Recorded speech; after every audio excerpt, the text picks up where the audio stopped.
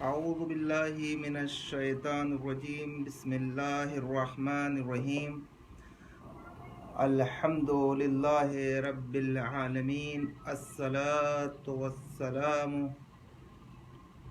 علی سیدنا و نبینا و طبیب قلوبنا و حبیب نفوسنا مولانا و مولا الثقلین و جد الحسن والحسین ابی القاسم محمد اللهم صل على محمد وآل محمد وعلى أهل بيته الطيبين الطاهرين المعصومين المظلومين ولعنة الله على أعدائهم أجمعين.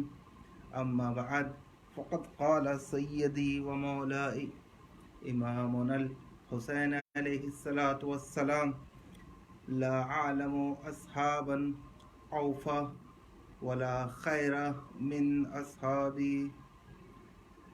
اللہم صلی علی محمد و آل محمد. عزیزان گرامی، آج ماہ محرم کی 8ویں گفتگو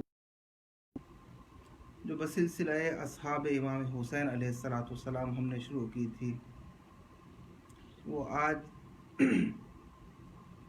جناب عابس ابن ابی شبیب شاکری کے متعلق کچھ معروضات کا عرض کرنے ہیں. عزیزو، امام حسین علیہ السلام کے اصحاب وہ اصحاب ہیں کہ جن کی صفحہ ہستی میں کوئی مثال نہیں ہے. ایسے صحابی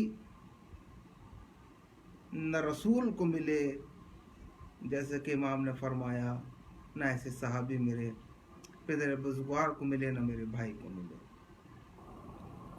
عظیم مرتبہ، عظیم منزلت، عظیم مقام، عظیم رتبہ رکھنے والے صحابی امام حسین علیہ السلام کو ملے.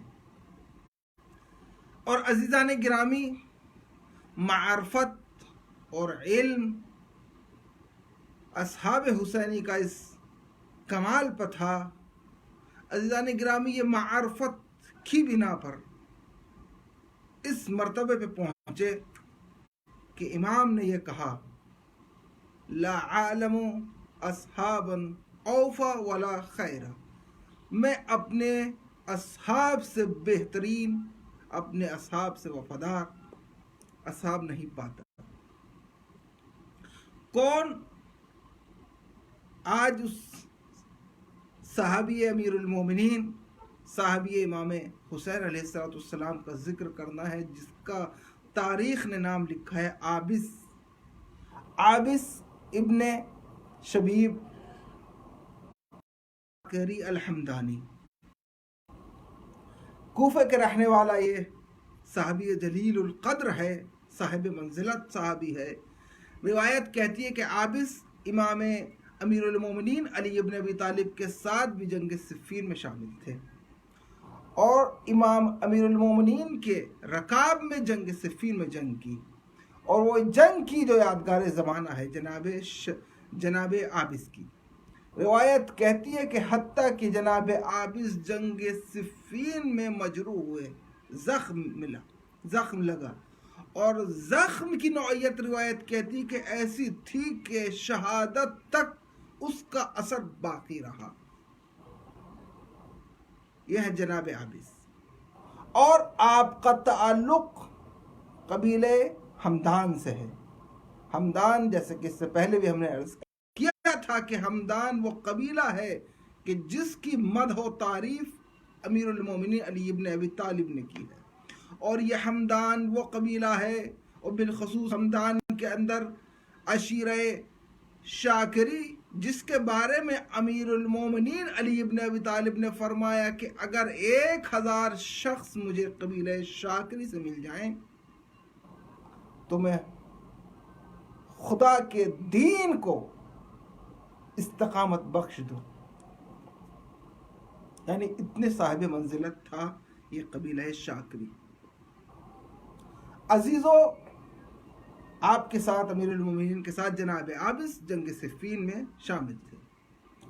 جس وقت امام حسین علیہ السلام کو کوفے سے خط لکھے گئے اور امام حسین نے جناب مسلم ابن عقیل کو کوفے کے اندر اپنا سفیر بنا کے بھیجا، جناب عابس ان شخصیتوں میں ہے کہ جناب عابس نے سب سے پہلے، بعض روایت کہتی ہیں کہ مقدمین میں سے ہیں، اولین شخص میں سے ہیں کہ جناب عابس نے جناب مسلم ابن عقیل کی بیعت کی۔ جیسا کہ روایت کہتی ہے کہ جناب مسلم ابن عقیل مسلم ابن اوسجا کے گھر میں تشریف فرما تھے، اور جناب جو شیعان حیدر کرار اہل بیت کے چاہنے والے لوگ تھے، اس وقت جو خط جناب مسلم ابن عقیل لے کر آئے تھے امام حسین کی جانب سے، وہ خط پڑھا گیا، اور خط پڑھنے کے بعد اب سب سے عزیزان گرامی، اولین شخص کا بڑا رتبہ ہوتا ہے، کسی بھی امر میں، کسی بھی فعل کے اندر اپنے آپ کو مقدم قرار دینا، یہ سب سے عظیم مرحلہ ہوتا ہے۔ کسی کی اتباع کے لیے، چاہے کار خیر ہو تو اس شخص کا مرتبہ عظیم ہوتا ہے، اور جو کار بد میں تقدم کرتا ہے وہ بدبخت انسان ہوتا ہے۔ وہ سب سے پہلے روایتی کہتی ہے کہ جناب عابس ابن شبیب جس وقت جناب مسلم نے خط کو پڑھا تو سب سے پہلے لبیک کہنے والے امام حسین کے خط پہ جناب عابس ہیں۔ روایت نے ان کے جملے کو تحریر فرمایا ہے، روایت نے، تاریخ نے ان کے جملے کو تحریر فرمایا۔ روایت کہتی ہے کہ جو کلمات جناب عابس ابن شبیب نے کہے ہیں وہ تاریخ نے تحریر کیے ہیں، اور جو سب سے پہلے جو پہل کرتا ہے اس کا مرتبہ عظیم ہوا کرتا ہے۔ قرآن نے بھی اس کی مدح کی ہے، اول ہوگا، یقول السابقون، جو سبقت اختیار کریں گے ان کا مرتبہ سبقت ہوگا، ان کا مرتبہ عظیم ہوگا۔ روایت کہتی ہے جناب عابس نے فرمایا، انی لا اخبر عن الناس، میں لوگوں کے بارے میں نہیں کہتا، یہ جو تم نے جناب مسلم سے مخاطب ہو کے کہا کہ میں لوگوں کے بارے میں نہیں جانتا کہ لوگوں کا کیا نظریہ ہے، میں نہیں جانتا، لیکن میں تمہیں اپنا نظریہ بتائے دے رہا ہوں۔ یعنی اس کا مطلب یہ کہ ابھی لوگوں نے اپنے نظریے کا اظہار نہیں کیا تھا، اس وقت جناب عابس نے اپنے نظریے کا اظہار کیا۔ انی لا اخبر عن الناس، میں نہیں بتاتا، میں اپنے بارے میں کہہ رہا ہوں، واللہ لأجیبنکم اذا دعوتم، اللہ اکبر، یہ کلمہ کہ میں بالتحقیق ضرور بضرور میں تمہاری دعوت کے اوپر لبیک کہتا ہوں، میں تمہاری دعوت کے اوپر لبیک کہتا ہوں، ولا اقاتلن معاکم عدوکم، اور میں تمہارے ساتھ قتال کروں گا، جناب مسلم سے مخاطب ہو فرمایا، حتی اقاتلن معاکم، میں تمہارے ساتھ، تمہارے دشمنوں کے ساتھ تمہاری محبت میں قتال کروں گا۔ پھر اس کے بعد فرمایا لأضربن بسیفی دونکم، چاہے میں اپنی تلوار سے قتل کر دیا جاؤں، میں تمہاری اپنی حمایت، میری حمایت تمہارے ساتھ ہے، چاہے میں قتل کر دیا جاؤں تمہاری محبت میں۔ ولا ارید، اچھا یہ نہیں کہ عزیزان گرامی کچھ لوگ جنگیں جب ہوتی تھی تو ان کا مقاصد، ان کے ہدف ہوا کرتے تھے، ایسا ہو کہ تاکہ، کیونکہ امام حسین کو جن لوگوں نے خط لکھا تھا ان خط لکھنے والوں میں بامعرفت لوگ بھی تھے، لیکن کچھ لوگوں نے امام حسین کو کوفے بلانے کا جو خط لکھا، ان خط لکھنے والوں میں کچھ لوگ اس طرح کے تھے، انہیں یہ تھا کہ حسین ابن علی جب کوفے میں آئیں گے اور حکومت کا قیام کریں گے تو ہمیں منصب ملیں گے، ہم یہ کہیں گے کہ مولا ہم آپ کو بلانے والے تھے تو ہمیں کوئی رتبہ دیجئے، کوئی منصب دیجئے، کوئی مقام دیجئے۔ لیکن جناب عابس نے فرما دیا کہ میں تمہارے ساتھ رہوں گا، تمہارے دشمنوں کے ساتھ قتال کروں گا، حتیٰ کہ میں قتل کر دیا جاؤں۔ اور غرض اور مقصد کیا ہے؟ وَلَا أُرِيدُ بِذَلِكَ إِلَّا مَا عِندَ اللَّهِ، اور میں کچھ نہیں چاہتا اس قتال کے عوض، اس حمایت کے عوض، اللہ یہ کہ جو اجر خدا کے نزدیک ہے، مجھے وہ اجر چاہیے، مجھے دنیا کے اجر کی حاجت نہیں ہے۔ عزیزان گرامی، پہچانا حسین آنے والے جب اللہ کی راہ میں جہاد کرتے ہیں تو فی سبیل اللہ جہاد کرتے ہیں۔ یہی وجہ ہے کہ حسین نے فرمایا جیسے صحابی مجھے ملے ایسے صحابی کسی کو نہ ملے، کیونکہ حسین کے ساتھ قتل کرنے والے، قتال کرنے والے، حسین کے رکاب میں جہاد کرنے والے لوگ وہ تھے جنہیں دنیا کا کوئی لالچ نہ تھا، دنیا کی کوئی خواہش نہ تھی، بلکہ ان کا قتال، ان کا جہاد راہ خدا میں تھا، اور خدا کی خوشنودی حاصل کرنے والے خدا کی خوشنودی حاصل کرنا چاہتے تھے۔ ایسا نہیں کہ کچھ لوگ رسول کے ساتھ تھے لیکن وہ مال غنیمت حاصل کرنے کے لیے، ایسا نہ تھا کہ حسین کے صحابی جیسے کل رسول کے ساتھ اصحاب تھے، انہوں نے رسول کو مشکل میں دیکھا تو فرار اختیار کر لی۔ نہیں، حسین کے صحابی حسین کے ساتھ خلوص نیت کے ساتھ تھے، بغیر کسی لالچ اور طمع کے ساتھ نہ تھے۔ منزلت ہے جناب اصحاب امام حسین کی۔ اب جناب عابس کی منزلت سنیے۔ یہ فرمایا کہ میں تم سے کچھ نہیں، جزا کچھ نہیں چاہتا الا یہ کہ خدا سے کہ یہاں جو شہداء کا اجر ہے وہ چاہیے، صرف فی سبیل اللہ۔ اور جناب مسلم ابن عقیل جب کوفہ میں تشریف لائے، اب امام حسین عالی مقام کو جناب مسلم ابن عقیل نے خط لکھا، اور اس خط کا قاصد جو قرار دیا وہ جناب عابس ابن شبیب کو قاصد بنا۔ یہ بھی ایک منزلت ہے، یہ بھی ایک مقام ہے۔ عزیزان گرامی، قاصد کی ایک منزلت ہوا کرتی تھی، صاحب منزلت ہوا کرتا تھا، اور بالخصوص حسین کا قاصد، حسین کے پاس خط لے کے جا رہے ہیں۔ جناب مسلم نے قاصد بنا کے بھیجا جناب عابس کو امام حسین کو پاس بھیجا کہ جائیں یہ خط لے کے حجاز مکے کے اندر، امام حسین نے ان کو خط لے کے جائیں اور ان سے کہیں کہ کوفے کے اندر تشریف لے آئیں، کوفہ آپ کی بیعت کے لیے آمادہ ہے۔ روایت یہ کہتی ہے کہ جناب عابس جب امام حسین سے ملحق ہوئے، یہ پہچانے محبت کسے کہتے ہیں، معیار محبت۔ امام حسین کے پاس پہنچے تو محبت کا عالم یہ تھا کہ جب پہنچے قاصد کو چاہیے تھا کہ خط دیا اور دینے کے بعد واپس کوفہ پلٹ آئیں، لیکن روایت کہتی ہے، علماء فرماتے ہیں کہ امام حسین نے کہا کہ عابس تم واپس پلٹ سکتے ہو۔ کہا آقا یہ کس طرح ممکن ہے کہ آپ کے بغیر چلا جاؤں، اب یہ زندگی آپ کے ساتھ ہوگی، آپ کے ہمراہ ہوگی۔ روایت یہ کہتی کہ جناب عابس واپس کوفہ نہیں پلٹے، بلکہ امام حسین علیہ السلام کے ساتھ ساتھ سایہ فگن رہے، حتیٰ کہ وارد کربلا ہوئے، حتیٰ کہ کربلا میں امام حسین مظلوم کربلا کے ساتھ جناب عابس تشریف لائے، کوفہ تشریف نہیں لائے۔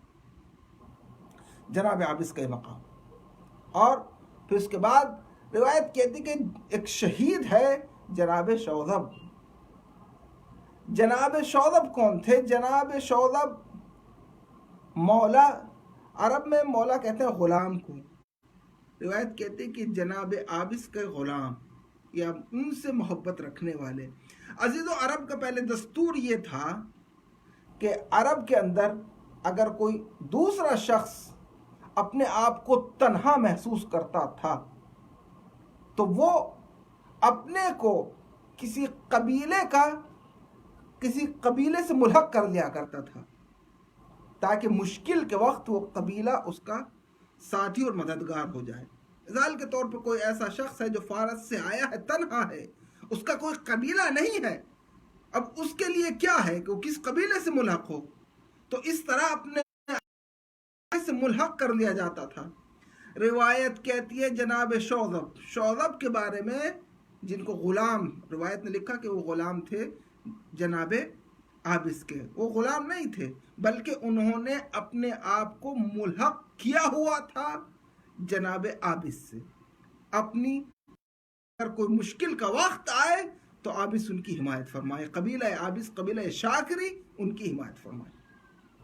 اب جناب عابس کے غلام، جس کو غلام لکھا ہے یعنی جناب شعبہ، ان کے بارے میں روایت ملتی ہے کہ کوفے کے اندر معروف ترین شخصیت اور اصحاب امیر المومنین علیہ السلام اور علم امیر المومنین سے استفادہ کیا، اور روایت کہتی ہے کہ اتنے صاحب منزلت تھے، علامہ نوری کہتے ہیں کہ اتنے صاحب منزلت تھے کہ عابس سے بھی مرتبہ عالی رکھتے تھے، اور کوفے کے اندر ان کی علمی مجالسیں برپا ہوا کرتی تھی، لوگ اپنے مسائل پوچھنے کے لیے جناب شعذب کے پاس حاضر ہوا کرتے تھے۔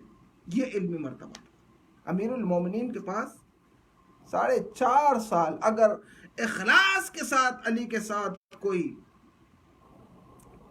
چند دن بھی گزار لے تو امیر المومنین کے علم سے اتنا استفادہ کر سکتا تھا کہ وہ علامہ دہر بن جائے۔ جناب شعذب نے امیر المومنین سے علم وراثت میں پایا۔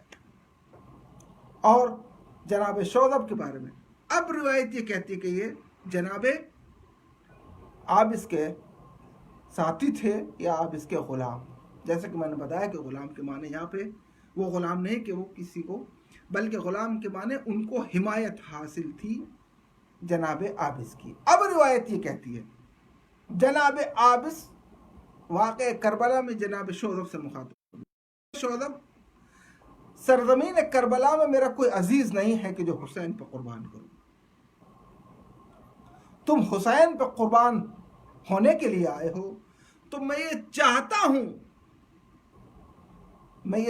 ہوں کہ تم مجھ سے پہلے حسین کے اوپر جان کو قربان کرو۔ محسوس کیا آپ نے؟ میں یہ چاہتا ہوں کہ تم حسین پر مجھ سے پہلے اپنی جان کو قربان کرنا، حتی احتسب، حتیٰ کہ تمہاری شہادت کا احتساب میں کروں۔ یعنی کیا مطلب؟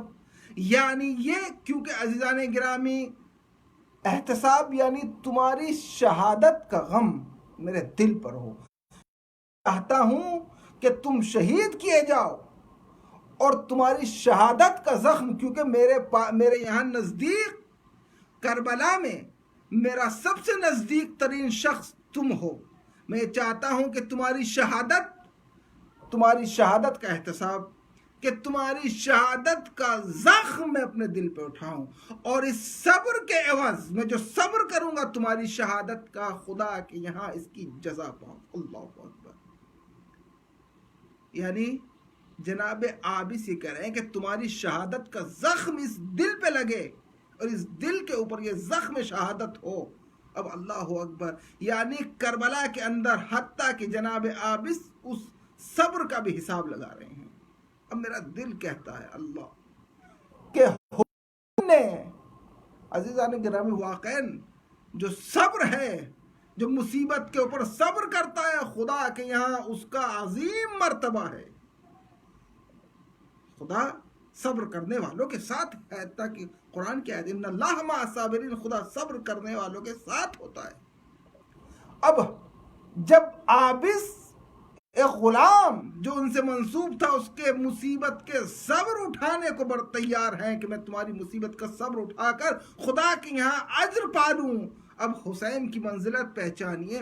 عزیزو، حسین واقع کربلا میں سب سے پہلے شہید ہو سکتے تھے، لیکن اگر حسین سب سے پہلے اصحاب سے پہلے اہل بیت سے پہلے شہید ہو جاتے تو حسین کو یہ مرتبہ نہ ملتا، یہ مرتبہ نہ ہوتا حسین کا۔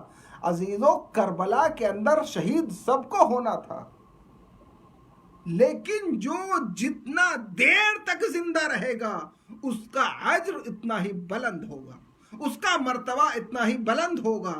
عزیزو، جو جتنی جلدی چلا گیا مصیبت اتنی جلدی ختم ہو گئی، اتنا ہی جلدی آب کوثر سے سیراب ہو گیا، لیکن اللہ رے حسین کی عظمت، اللہ رے حسین کی مصیبت، حسین صبح سے اصحاب کے لاشیں لا رہے ہیں، حسین نے اصحاب کے لاشوں پر صبر کیا، حسین نے اون و محمد کا لاشا لائے، حسین نے اون و محمد کے لاشے پر صبر کیا، حد ہو گئی واقع کربلا میں، حسین کمسن بھتیجے قاسم کے پامال لاش کے ٹکڑے لائے، حسین نے اس پہ صبر کیا۔ حسین کی منزلت پہچانی ہے صبر کرنا۔ پھر اس کے بعد حسین نے وہ قربانیاں دیں جن کے بارے میں حسین نے فرمایا اللہ تو گواہ رہنا، اب تیری بارگاہ میں وہ آ رہا ہے جو تیرے نبی کے مشابہ ہے۔ حسین نے جوان بیٹے کی لاش پہ صبر کیا، اور عزیزان گرامی حسین نے عباس جیسے بھائی کی شہادت پہ صبر کیا۔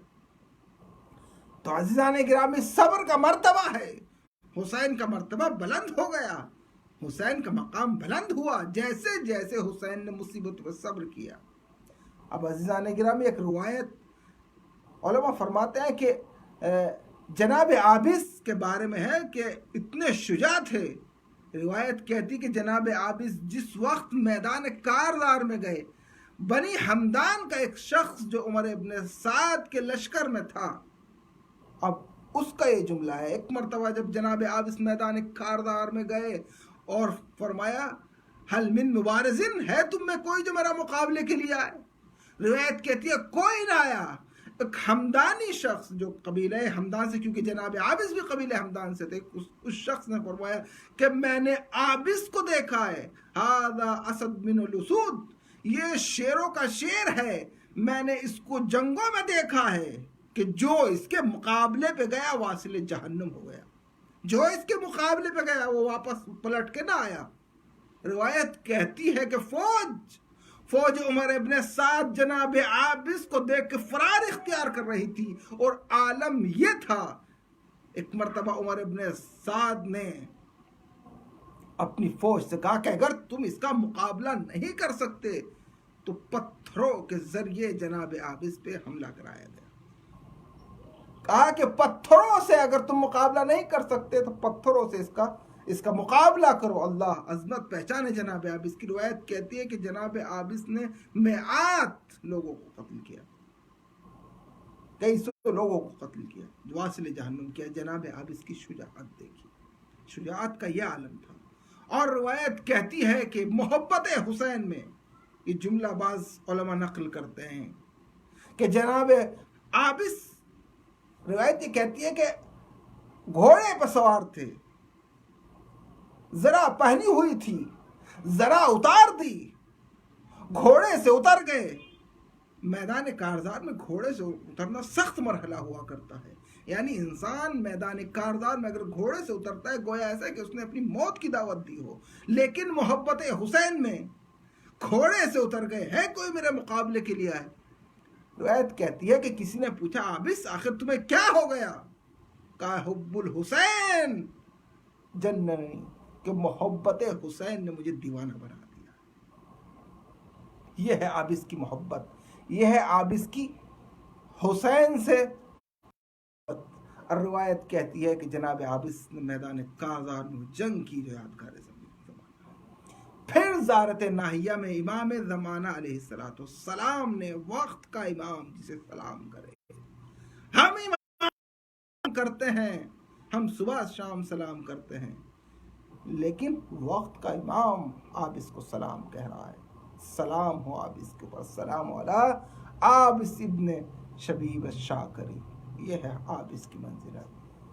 عزیزان گرامی، آج ماہ محرم کی 8 تاریخ ہو گئی ہے۔ روایت کہتی ہے کہ 8 محرم حسین میں قحط آب، خیام حسینی میں آب نہیں ہے، خیام حسینی میں پانی ختم ہو چکا ہے۔ حسین کے خیام سے العطش کی صدائے بلند ہے۔ روز عاشور حسین یک و تنہا، صبح سے کبھی قاسم کا لاشا لائے، کبھی حبیب کا لاشا لائے، کبھی مسلم ابن حسجہ کا لاشا لائے، کبھی بریر کا لاشا لائے، کبھی سعید کا لاشا لائے۔ حسین صبح سے لاشے پہ لاشے لا رہے ہیں۔ اللہ علیہ صبر حسینی روایت کہتی ہے کہ حسین جیسا صابر کسی نے نہ پایا. حسین صبح سے لاش پہ لاش لا رہا ہے. ایک وقت وہ آیا کہ حسین تنہا رہ گئے. اب عباس ہے اور حسین ہے. روایت کہتی ہے کہ جناب عباس آئے, آقا جنگ کی اجازت چاہیے. روایت کہتی ہے کہ جناب امام حسین نے ایک مرتبہ ایک جملہ فرمایا, اے عباس تم میرے لشکر کے علمدار ہو.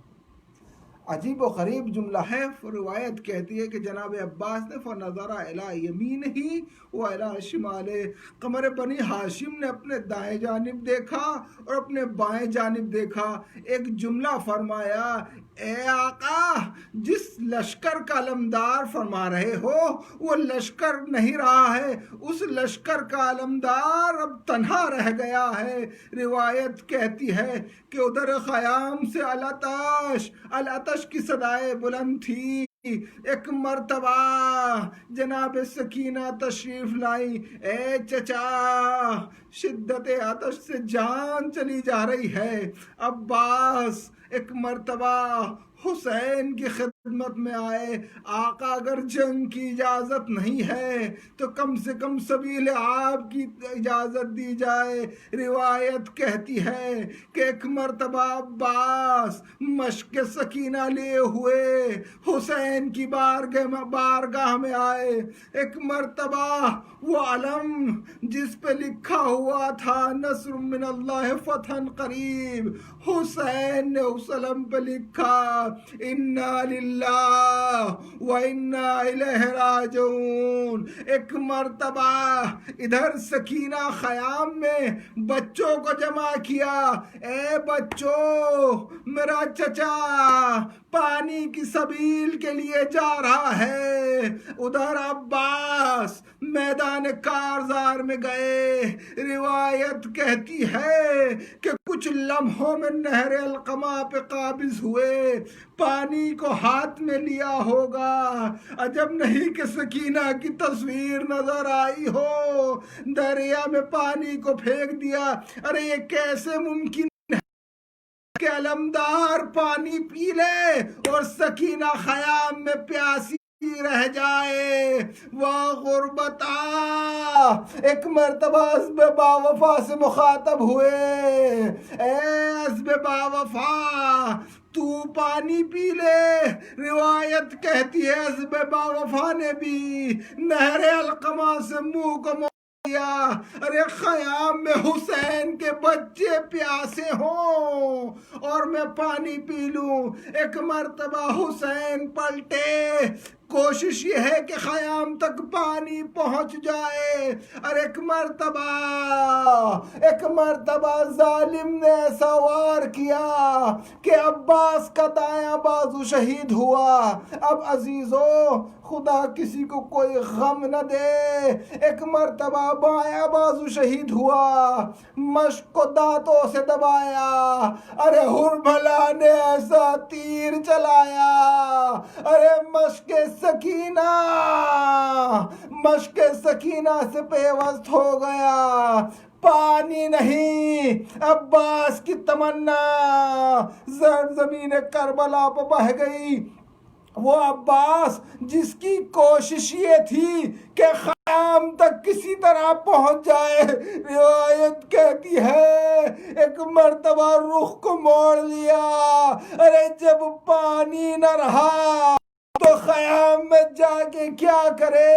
ایک مرتبہ اجرکم اللہ عزیزو کربلا کے میدان میں جتنے لوگ شہید ہوئے, ایک مرتبہ زمین پہ تھے تو ہاتھ ہوا کرتے تھے. اللہ نے جب عباس زین سے زمین پر تشریف لائے, عزیزو مجھے نہیں معلوم علمدار حسینی زمین پہ تشریف لائے تو منہ کے بل زمین پہ گرے ہوں گے. آواز دیے آقا غلام کا آخری سلام قبول کریں. ایک مرتبہ حسین حسین کمر کو تھامے ہوئے چلے، اے عباس تیرے جانے سے کمر شکستہ ہو گئی۔ ایک مرتبہ لاش عباس کے پاس پہنچے، کیا دیکھا کہ آنکھ میں خون بھرا ہوا ہے۔ عباس، ایک مرتبہ آقا نے فرمایا، اے آقا آخری تمنا یہ ہے کہ جب دنیا تھا تو آپ کی زیارت کی تھی، اب دنیا سے جا رہا ہوں آپ کی زیارت کا خون۔ ارے عباس کی آنکھوں سے خون کو صاف کیا، اے آقا غلام کے لاشے کو خیام میں نہ لے جانا۔ ارے ادھر سکینہ بچوں کو تسلی دے رہی تھی، میرا چچا آپ کے لیے پانی لا رہا ہے، حسین علم لے کے چلے۔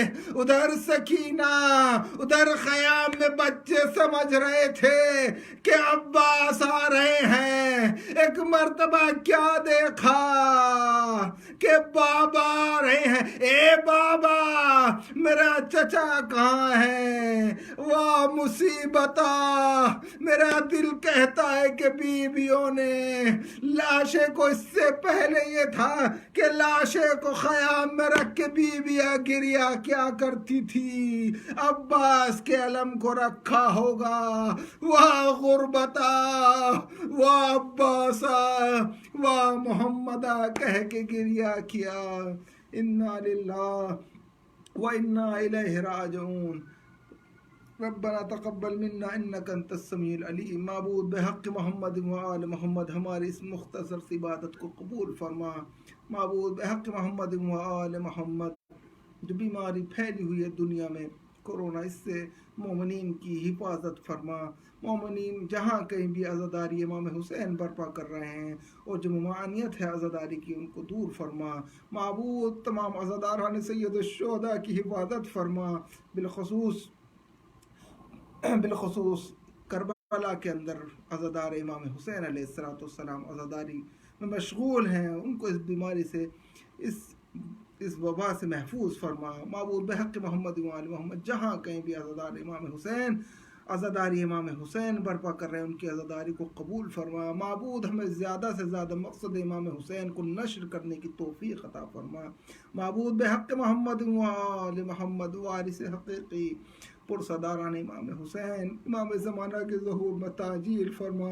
معبود جہاں کہیں بھی شان حیدر قرار پریشان حال ہیں، دو چار ہیں مصیبت سے، ان کو مصیبت سے نجات عطا فرما۔ جو اس بیماری میں مبتلا ہیں بحق محمد و آل محمد، ان کو تمام کو شفا عطا فرما۔ بالخصوص مجھ سے دو مومنین کے آج فون آئے ہیں، ان کو بھی شفاء کامل و عاجل عطا فرما بحق محمد و آل محمد۔ معبود اہل بیت کے صدقے میں ہمارا شمار عزادار امام حسین اور ہمارا نصر قیامت کے دن عزادارانہ امام حسین میں فرما۔ ربنا تقبل منا انک انت السمیع العلیم۔